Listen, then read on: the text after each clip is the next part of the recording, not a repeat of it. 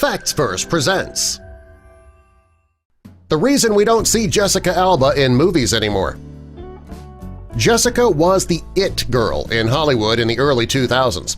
She starred in films like Fantastic Four, Sin City, and Honey, and it's been a few years since we've seen her in a movie, and there's a reason why for that.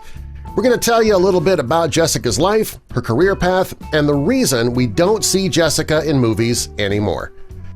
Jessica grew up living a modest life in California. Her father was Mexican-American, and he was once a U.S. airman. Later, he worked nights at a rib joint to make ends meet. Her mother, a Danish and French woman, flipped burgers during the day and bartended at night.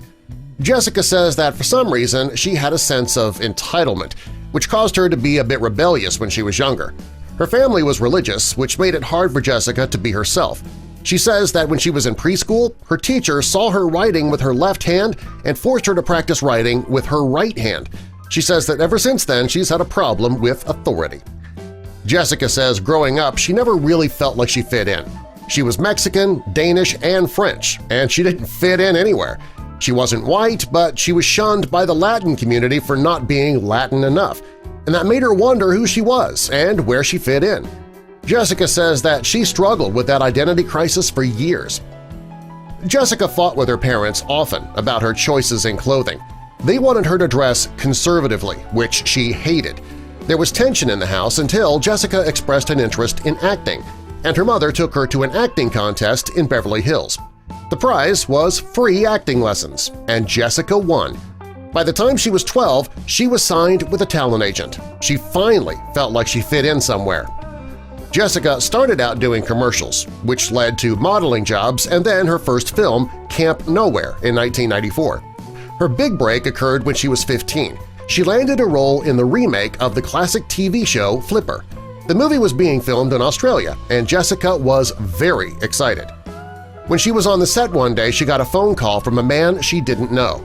She assumed that it was just a crazed fan, so she ignored it. But the man kept calling, and it was starting to worry the teenager. She showed up to the set every day and got calls from this same man every day. She was concerned, but it didn't become terrifying until a strange man kidnapped her from the set. Everyone on set wondered where Jessica was. They were sure that she would never wander off on her own, so there must have been a good reason why she was gone. After searching for the young actress, the people on set called the police. The investigators tasked with finding Jessica were very focused on their job, and when she was gone for close to 12 hours, they finally found her. She was tied up and gagged in the trunk of a car. Jessica said she didn't know how she ended up there, so the police had to drop the case. The kidnapping, understandably, scared Jessica, but she didn't want that to keep her from enjoying her life. So she continued making movies, and due to her Christian faith, she kept men at arm's length. She was against physical intimacy before marriage, and she stuck to that rule for most of her teens.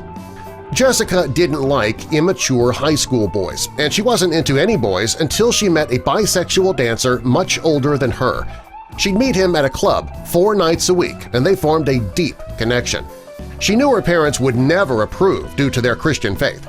She thought that she was in love with him, and things cooled off between the two, and she had her first serious relationship. On the set of Dark Angel, she fell for Michael Weatherly, who was 12 years older than her. Jessica ended up marrying Michael, but after 3 years of marriage, they ended it. When Jessica starred as Susan Storm in Fantastic Four, she fell in love again.